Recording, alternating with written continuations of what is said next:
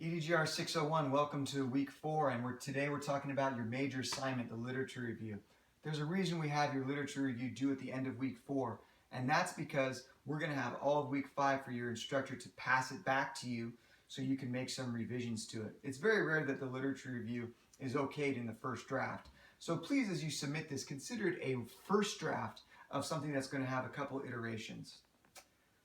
One of the main problems when you get to the review of literature section in the literature review is that you write from author to author or from study to study instead of synthesizing the information in the literature review. So let's say, again, we're talking about methods of parent involvement, and I found some good studies. Larry, Moe, and Curley did a great study in 1997 about involving the community. Potter and Granger did a good study in 2012 about decision-making, involving parents in the decision-making process. They obviously have looked at Epstein's methods of getting parents involved in education. Snape in 2013 talked about volunteering, getting parents to volunteer at the school. Black and Lupin in 1999 also did a study on volunteering.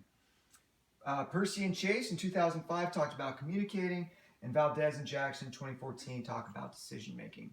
So one of the big mistakes we see in the literature review is that you'll say, in study 1, Larry, Moe, and Curley talked about community. In study 2, Potter and Granger talked about decision-making. In study 3, Snape talked about volunteering. And it's very methodical. It's very in order. It's almost like you're marching down the road to a beat. And you don't want to do that because what we want to do is synthesize the information. We want to move from big idea to big idea. And once again, like I talked about in the synthesis video, don't label these big ideas on your paper. You want your APA level 2 headings to say communicating, decision-making, volunteering.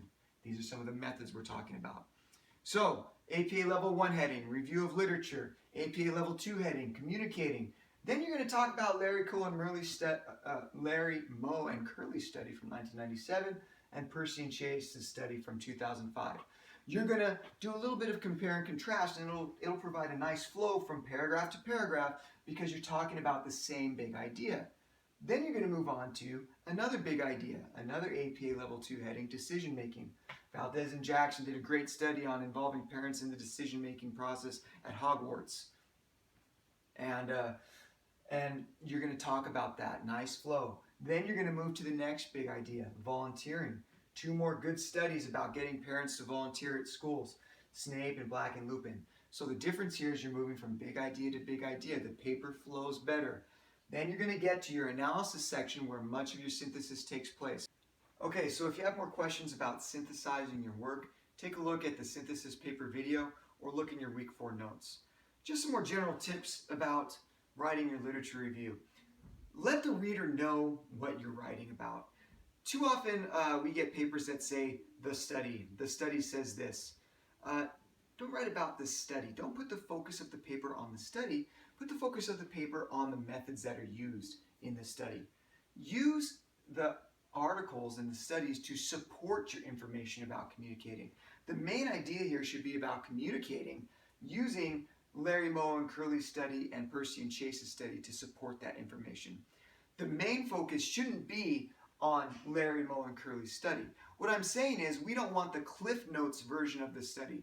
A lot of times we instructors get what I like to term the Cliff Notes version.